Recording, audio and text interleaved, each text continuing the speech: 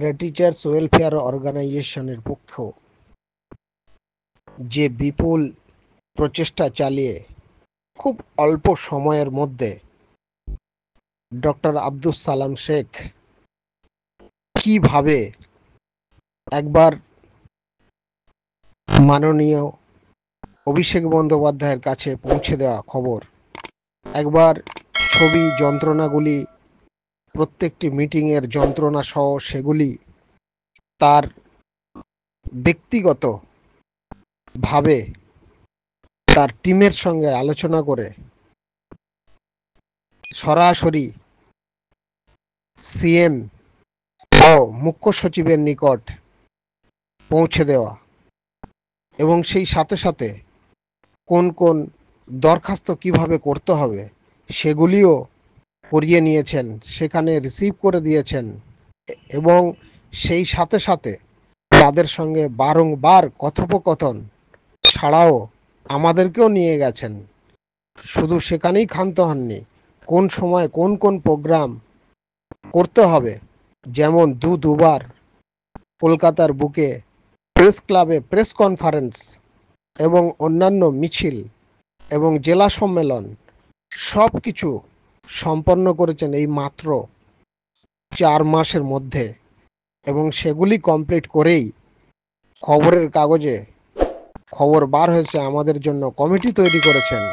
তার পরপরই আপনারা দেখেছেন সেগুলিকে বানচাল করার জন্য সেই বেতন যে প্রস্তাব দিয়েছে পার্শ্ব শিক্ষকদের জন্য সেগুলিকে নস্যাৎ করার জন্য 7-8 রকম সর্বশিক্ষার কর্মচারী নিয়ে পার্শ্ব শিক্ষক নেতাদের উদ্দেশ্যটা কি তারা নিয়ে পথে নামালেন এবং আলোচনা করলেন। যা আপনারা সকলেই জানেন, যখন প্যারা টিচার্স ওয়েলফেয়ার অর্গানাইজেশন গঠন হয়নি তার পূর্বে সকলেই হতাশ হয়ে নেতৃত্বরা কোনো অফিস আদালতে আর যেতে পারতেন না, আর এসপিডির কাছে গেলেই এসপিডি রে করে তাড়িয়ে দিতেন, কোনো খবর নেই প্যারা টিচারদের, যান এখান থেকে চলে যান। তার প্রমাণ সকলেই আপনারা শুনেছেন, দেখেছেন, কেউ কেউ, আমিও নিজে সাক্ষী। আর তারপরেই যখন ডক্টর আব্দুস সালাম শেখ উপরে সব কিছু কমপ্লিট করলেন, করার পরেই ভাগ নেবার জন্য অনেকেই যে যার মতো করে যে যার গ্রুপগুলোকে বাঁচানোর জন্য কয়েকজন নেতৃত্ব তারা তাদের মতো চুপকে চুপকে মেসেজ দিচ্ছে, কার ভাগনার কথার উপর বেস করে ভিত্তি করে তারা লিখে দিচ্ছে। এগুলো সত্যি খুব ছোট নীচ হীন মানসিকতার পরিচয়। আপনাদের কাছে এইটুকু হাত জোড় করে অনুরোধ করব, আপনারা সজাগ থাকবেন যাতে কেউ দালালতি বা ক্রেডিট নিতে না আসতে পারেন এবং সেই জন্য আপনারা আরও একটা খেয়াল রাখবেন।